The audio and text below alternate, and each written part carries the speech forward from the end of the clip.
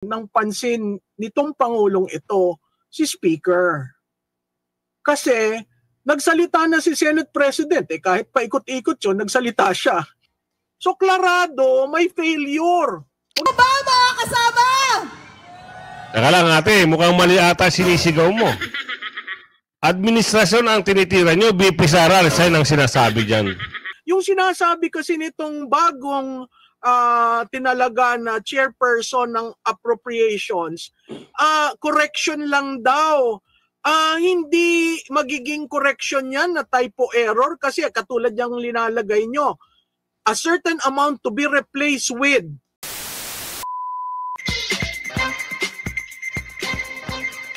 Yes. Magandang gabi sa inyo mga kasama. Nandito naman si Kuya Goods, nagbabalik. At syempre kung di ka pa nakasubscribe sa ating channel, pa-subscribe na lang po at hit mo na rin yung bell para palagi kang updated sa ating mga video. Ay, may papakita ko sa inyo mga slide at talaga na mga katawa-tawa itong mga ito, ha? Oo. Ang dami nilang ang dami nilang mga inimbitahan para sumali sa rally. Pati mga pare ko, nasa gitna pa ng kalsada at nagangaw-ngaw. Sipin nyo, mga pare ko, mga kasama, ha? Sila yung mga nagiging boses. Hindi na maganda yan. Kasi alam natin, ang mga pare ko, kung totoo kang pare, hindi ka magsasama-sama ganyan at magsisigaw-sigaw ka na impeach. Ang tawag dyan, Padre Silvia. Padre Silve. Salve, sorry kilala niyo ba si Padre Salve at si Padre Damaso? Ganoon ang nakikita ni Aling Melissa sa mga taong humaharap pag gantong may mga rally-rally. Hindi maganda. Lalong-lalo na kayo ay nagbabalita sa aral ng libro. Anong pamumukha nyo sa mga taong bayan? Na hindi kayo totoo? At kayo ay isang Padre Salve? Ganun ba? Pero bago natin simulan natin talakayan ang reaksyon, sa likes, ang shares, ang subscribe, huwag sa po tayo dyan, ha? At tayo ay paabot na ng 200,000. Maraming salamat po at kayo ay walang sawang sumusuporta. Tuloy lang sa pagsuporta at pag-like at share ng ating video. At kung gusto nyong maging una sa panonood, meron niyang like button. Gusto nyo mag-join button pala, sorry Matalang impitsaran ni Langaw. Ayan pinagtawanan ng mga netizen. Sino nagsabi niyan? Eto si Robin. Kaya Robin, ipasok mo para malaman nila kung ano yung totoo sa totoo. Impeach Sara rally ng mga kakaliwang grupo, ng mga camping at ng mga loyalista ni Langaw. Ito lamang ang kanilang nakayanan. Diyos ko po, nagsama-sama ng lahat ng mga magkakamukhang adik, pinangunahan ng mukhang adik, nakakamping na abogado na ito na si Boy Ngiwi. Oy, ayusin mo muna ang bibig mo. Sigaw ko ng sigaw ng impeach Sara, impeach Sara. Kakaunti lamang kayo. Yun, totoo hindi naman. pa yata kayo umabot ng 300 yan. Habay tingnan mo, pati ang pari na ito na sumisigaw din ng impeach Sara. Yan ang sinasabi natin sa kanyang Facebook. Pero abangan nyo sa dulo ng ating video kung sino-sino yung mga nagsisigaw na impeach Sara. Mga Padre Salve ito kaya kayo, isip-isip din mga kasama doon kayo sa pagkakatiwalaan yung mga totoong pare ko Kung mga peking pare ko yan, wag ho kayong magsimba kasi baka daling kayo sa hindi magandang pagbabasa galing sa itaas na sinasabi. Baka meron kasi sinasabi yung mga bulaang propeta. Baka ito na nga siguro yung sabi ni Aling Davinia. No, baka ito na yun. Sila yung mga nandito sa EDSA at nagngangaw-ngaw. Tuloy natin to.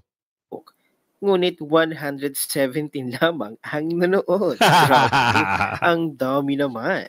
Habang abala ang iba sa pagsigaw ng impeach Sara, baka hindi nila namamalayan na napatrasik na pala si BBM sa pamamagitan ng isang kudita kuno. Kung mangyari ito, hindi malayong magkaroon ng isang mas malaking kaguluhan. Nako. Lalo na kung lusubin ng mga taga-suporta ni Vice President Sara at ng mga tao, ang taong bayan na galit sa Administrasyong Marcos. Tila nga daw walang malinaw na direksyon pagdating sa laban. Maaari, pwede mangyari yan, Robin, sa mga nababanggit mo na yan. Pwede mangyari kasi alam niyo yung kanina, yung na-upload natin video, yung Class 75 na PMA na pinangungunahan ni General Gonzales, nagsasalita na ho yung mga retired at active. So yung mga active, sabi doon sa video, yung mga active po, tahimik lang. Kasi daw, pinapangalagaan nila yung kanilang propesyon. Pero, pag pinilit daw sila, panoorin nyo doon sa unang video natin kung ano yung mensahe doon. Maganda ho. At hindi lang yan, yung taga Mindanao, nagpapabot na ho ng mensahe. At yung mga nagko-comment sa atin, iba ho yung mga boses nila talaga na mga magugulat ka. Meron na talagang galit, meron ng gustong, alam niyo yun, gusto nang puntahan at tanggalan kurutin yung tenga. Ayun ho ang kanilang comment sa atin. Pero, siguro, talaga pag bigla na lang may naghudyat, hindi natin masasabi. Baka mamaya kasi, dahil sa kagagawa na itong mga ito, na nagrarally, nakala mo ay napantayan nila yung rally ng INC, baka magulat daw sila. Pumasok na lang sa Malacanang yung mga iba dun. Oo. Yung mga pro-Sara, pro-Duterte. Itong mga to makikita mo naman, may placard. Iba yung placard nila doon sa placard ng peaceful rally. Dito, makikita mo, hindi ho maganda yung mga nasa placard nila. Kaya, ituloy natin usapin. Kontra'y pinagbabaw na gamot ang Malacanang. Ang ganitong senaryo ay nagpapakita ng mas malalim na problemang pampolitika, ang pagkakahati-hati ng mga Pilipino sa pagitan ng dalawang makapangyarihang pamilya sa politika, habang nakatuon ng pansin ng publiko sa panawagang pagpapatalsik kay Vice President Sara.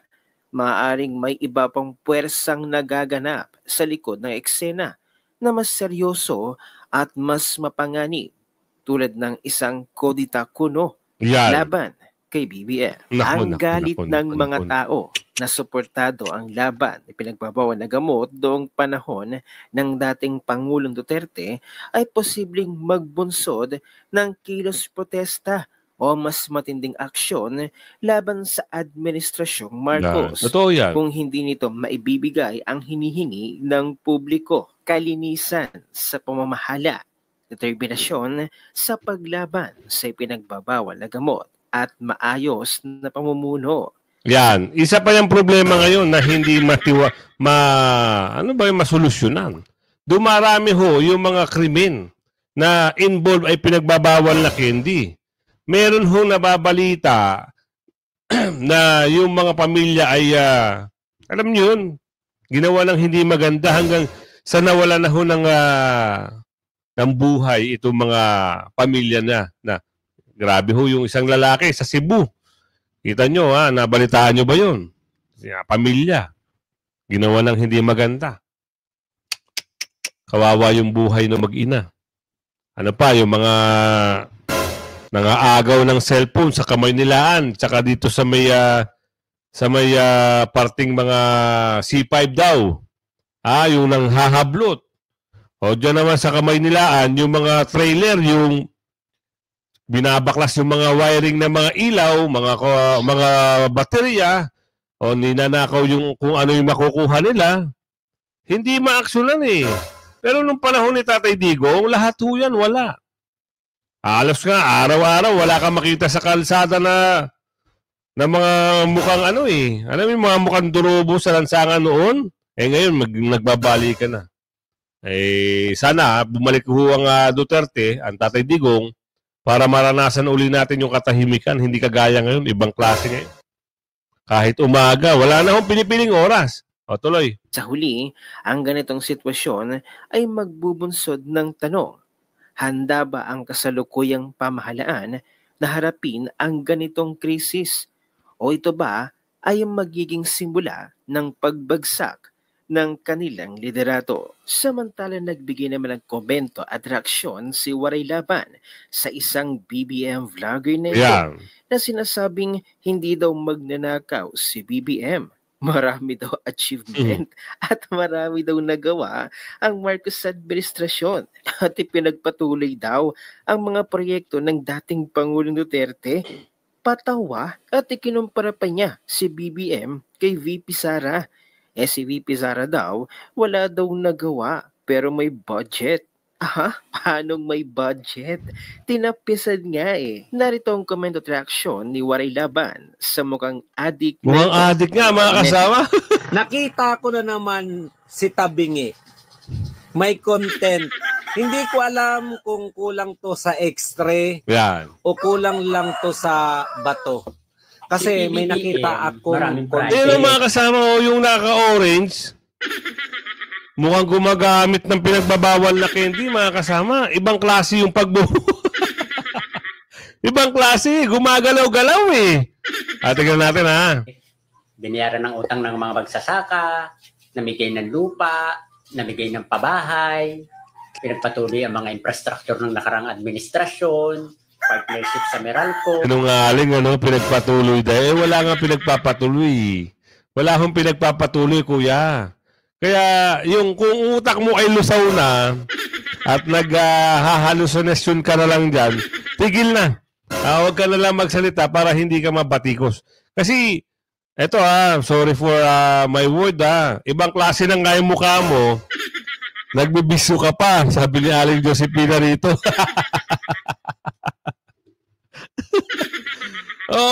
Hindi ka papaniwalaan ng mga viewers mo kasi ibang klase yung pagbumuka. Yung naka-orange yung binabanggit natin dito yung pananalita niya parang yung ngiwi niya ay nagko-kontra mas maganda. Solar farm. Pinaayos yung mga tulay na kalpak ng mga nakarang administrasyon. Pero magnanakaw daw, sabi ng mga DDS. Totoo naman, kuya. Hindi mo ba halata? Hindi mo ba halata na talagang ubusan ka ba ng bayan? O talagang bulag-bulagan ka lang talaga sa katotohanan? Ginto nga, hindi malaman kung nasaan na yung ibang ginto. Nabenta na, meron pa bang natira? Yung confidential pa na sinasabi nyo, kakarampot lang yun sa trilyon na BICAM na problema, yung issue. Kakarumpot lang yung sinasabi nyo, 125 million. Yung 125 million na yun, maganda ang napuntahan nun. Baka hindi nyo alam kung ano yung mga ginagawa ng BP Sara pagdating sa mga burial assistant at saka medical assistant. Baka hindi nyo alam yun.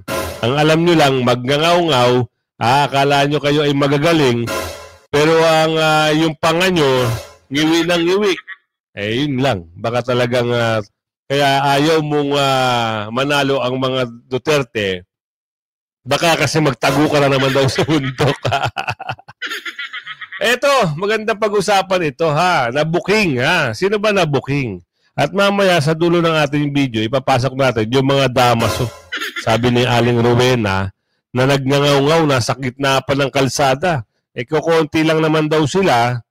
Hinarangan pa. Naperwisyo tuloy yung ating kababayan. Mamaya-maya yan.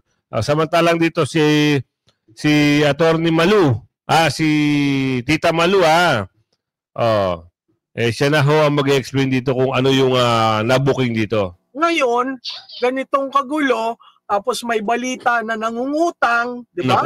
Nakita natin si Secretary of Finance, may mga kausap na bangko, umuutang, at nakita rin natin ang statement ng Pangulo na dadating yung inuutang ng Pebrero.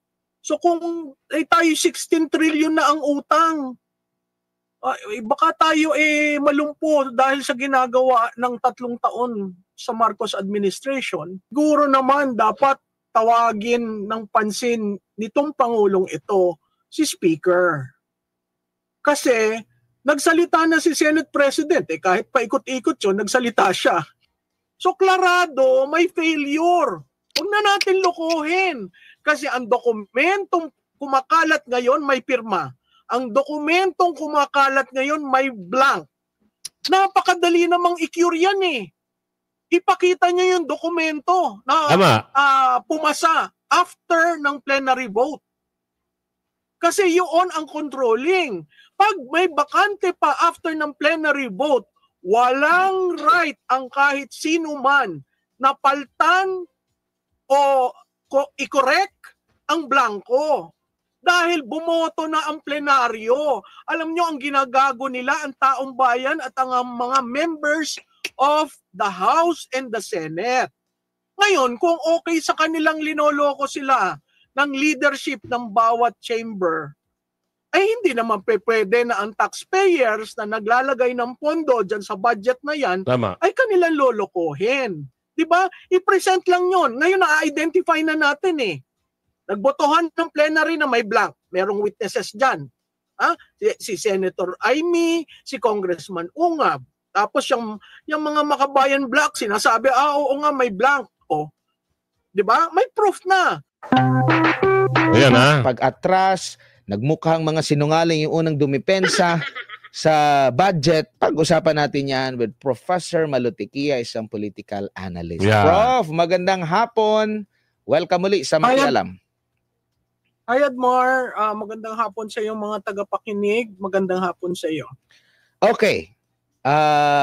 Dito muna tayo sa yung una mo nang naging pahayag pangalawang pahayag ng Executive Secretary. Kasi nung una, dumipensa sila. Kaso nga lang, ang kanyang pagdepensa doon siya sa GAA. Pinatungkulan nila GAA. No, ngayon, doon sa ikalawang pahayag na ng Executive Secretary, tila umiwas na siya at parang sinabi niya, ay, wala na kami. Hindi na kasama si BBM dyan. Kasi bycam report yan eh. Kung may blanco man dyan, kung may problema, sa Kongreso na problema yan. Ito ba'y tingin mo rito parang inamin na nila na meron talagang problema dun sa bycam report? Admar, sa tingin ko clearly mula December 11 na nagbotohan patungo sa pagpirma niya malapit-lapit sa dulo ng December, nakikita natin tayo ay nasa pangatlong linggo ng Enero, pero lahat consistently nag-e-evade. Diba?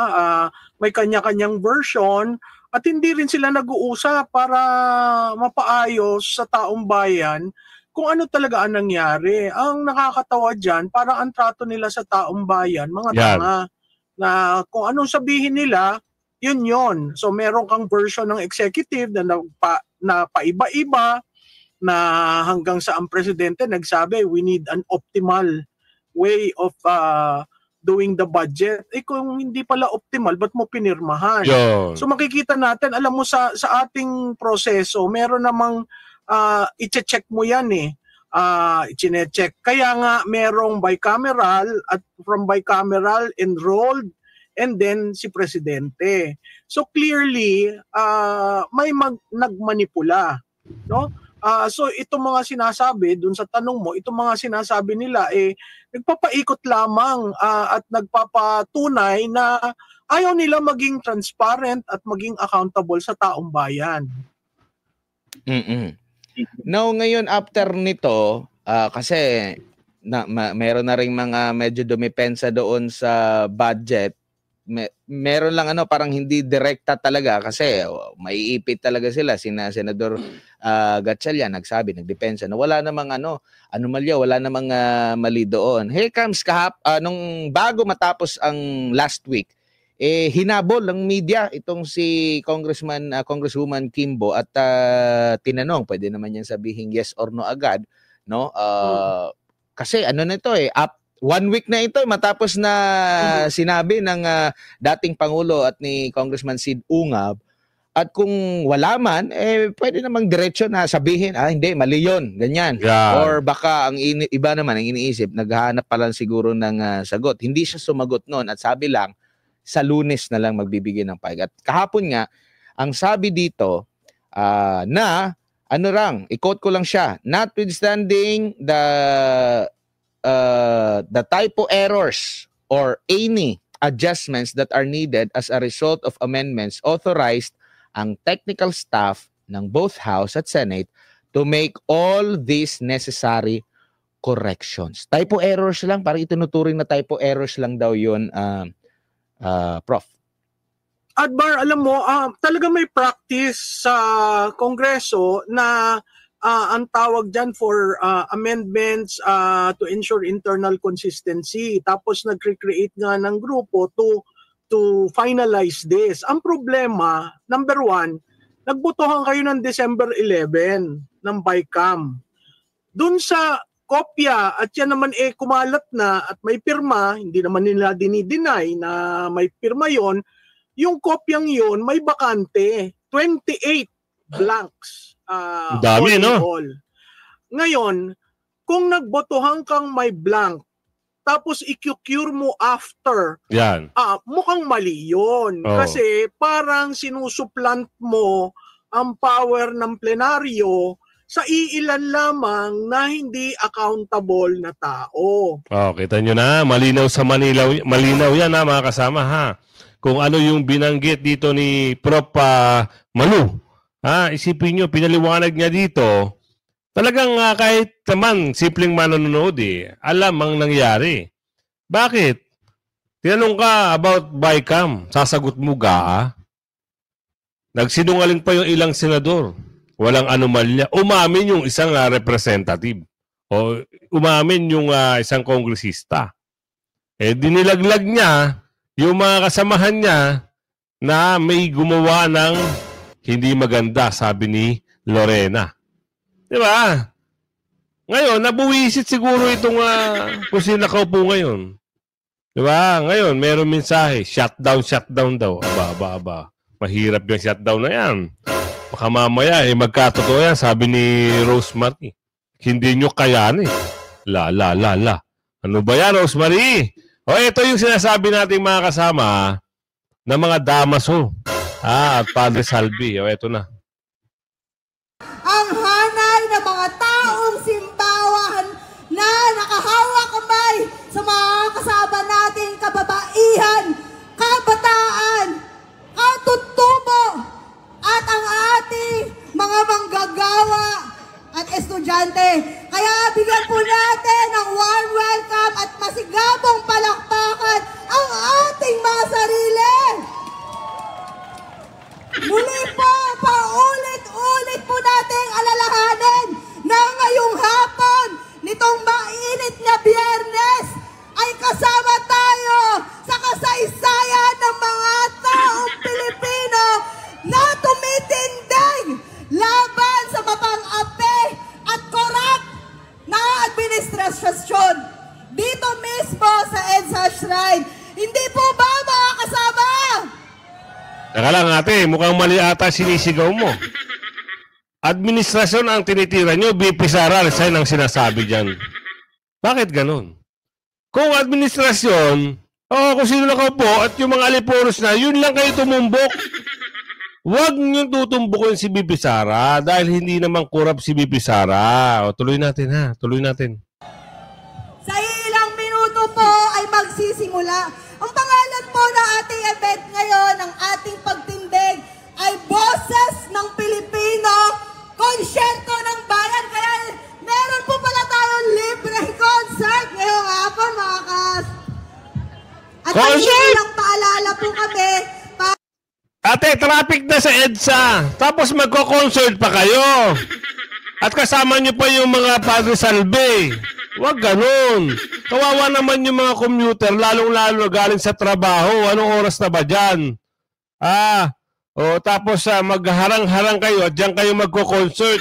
Ang tanong dito, ilang oras hulang ba ang permit nyo? At mukhang pinapayagan kayo ng mga, yung mga nakabantay sa inyo dyan. Bakit ganun? It's unfair. Bakit pag yung mga Duterte, yung mga vlogger na sumusuporta sa mga Duterte, pag pumunta dyan, pinapaalis. Bakit kayo parang malaya? Ang tanong, bakit kaya? Sabi ni Rosemary. Nakakagulat. Ibang klase talaga. Tuloy natin para maganda sa usapan. Para po sa ating kaligtasan at habang po tinatapos po yung set up. Uulitin din po namin ito mamaya. Para po sa ating kalusugan at kasiguridad. Pinapaalala po na sa ngayon ay kasama natin ang Quezon City Police Department, ang MMDA, ang Quezon City Department of Order and Pinakilala pa. Sabi sa inyo, mga kasama eh. Oh, di ba? Alam na this. Safety. At sila po ang tumutulong sa atin Ayun. na maayos at mapayapa natin magawa ang ating programa ngayong hapon. Alam na mga kasama, sila pala yung tumutulong. Oh, kahit magkabuhol-buhol na yung traffic. Wala tayong magagawa dyan. Wala rin kayong magagawa dyan. Ang tanong, kawawa naman ho yung mga tao dyan. Oo, yung mga EDSA pa naman yan. Diba, mga kasama? Okay, kayo, ano bang nakikita nyo dito, mga kasama? Survey tayo. Maganda ba yung pinagagawa at magkakaroon pa ng party-party? Party-party! Party-party! Hanggang ano oras kaya ang party-party nila? Let's move tonight. Na-na-na. Party-party daw. Andito din po ang 3 ambulansya na meron pong mga trained na EMT at medical personnel. Dito po sa side ng EDSA, nakikita niyo po yung ilan. Tsaka meron din po dito sa loob yung medyo malapit po sa Ortigas side. So kapag po may nararamdaman kayo, lumapit lang po sa mga kapulisan at sa mga ambulansya para po matulungan kayo. Ate, meron portalet? Tanong lang, parang wala nakikita yung ating kababayan na si Emilio. Oo, kanina parang umaga siya ihing-ihi. Wala man daw nakaalakit na portalet. At doon daw sa ano ba yun? Yung kanina, umaga, yung inulan. Wala raw sila makitang portalet. At ihi na si Geneva, nagpa-cover na lang daw sa payong. Naku po. Grabe, no? Hindi handa. Pero, kahit hindi handa, go lang daw. Para saan? Magngangaw-ngaw. Tuloy. At huli, meron din po tayo mga marshal mula po sa Bikers of Good Governance na nagbabantay at nagmamatsyag po sa ating mga gilid para po tayo ay protektahan. Yun. At para naman po sa mga kailangan gumamit ng ating mga portalet, meron po dito sa kalye ng Poveda at dito sa harap ng EDSA Shrine along EDSA. Ilan yan? Ilan yan, kuya? Hindi ba yan nung kasindami nung yung sa religious group na ANC? Ilang piraso yung portalet dyan? Wala na. Napakita na natin, mga kasama. Ibalik natin sa paliwanag ni Ate Malu, ni Prof. Malu, para maliwanagan tayo kung ano yung usapin. Kaya nga ang sinasabi ko, bakit hindi ba magsalita ang chairman at ang speaker? Bakit ko hinihingi ang chairman at ang speaker? Kasi ang budget originates from the House of Representatives. Yan. Ang Senado, mag-a-agree lang yan o magre-revise, kaya may BICAM. So babalik ulit tayo. Si Speaker Martin Romualdez, mabilis siya mag-draw ng gun on anything, on any issue. Bakit dito bilang liderato ng House of Representatives ay hindi niya pwedeng tindigan at sabihin ito ang nangyari? At pag sinabing ito ang nangyari, ang inapprove sa plenaryo na may blank, ibig sabihin nun walang item yung may blank.